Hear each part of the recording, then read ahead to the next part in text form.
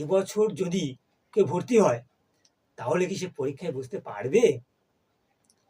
সেটা নির্ভর করছে অনেকটা পরীক্ষার যে শিডিউল নোটিফিকেশান দেয়, সেই নোটিফিকেশানে কী বলতে চাইছে তারা। যদি বলে যে পরীক্ষার রেজিস্ট্রেশন হয়ে গেলেই পরীক্ষায় বসা যাবে, অর্থাৎ বিএড কলেজে রেজিস্ট্রেশন হয়ে গেলেই পরীক্ষায় বসা যাবে, তাহলে তারা অবশ্যই পরীক্ষায় বসতে পারবে। আশা করি এইটাই হবে, এটাই হয়। পরীক্ষা ভর্তি হওয়ার পরে কলেজে রেজিস্ট্রেশন প্রক্রিয়া প্রসেস কমপ্লিট হয়ে গেলেই পরীক্ষায় বসা যাবে, তো তারা অবশ্যই দিতে পারবে। সুতরাং এই বছরটা খুবই গুরুত্বপূর্ণ একটা বছর। পরের যে দুটো প্রশ্ন, কলকাতা বিশ্ববিদ্যালয়ের আন্ডারের সেরা কলেজ কোনগুলি? কলকাতা বিশ্ববিদ্যালয়ের আন্ডারে সেরা কলেজ কোনগুলি এবং সবচেয়ে কম খরচে ভালো কলেজ কোনটা, সেই প্রশ্নগুলো বলবো পরের ভিডিওতে।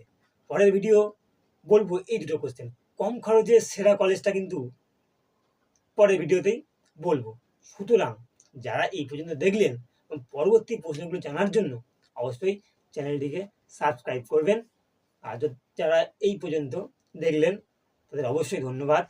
ভালো থাকবেন, সুস্থ থাকবেন। দেখা হচ্ছে পরের ভিডিওতে।